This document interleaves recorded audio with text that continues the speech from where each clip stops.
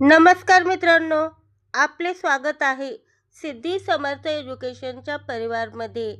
आज आपण पाहणार आहोत 15 ऑगस्ट निमित्त अतिशय सोपे आणि सुंदर फक्त 5 ओळींचे मराठी भाषण.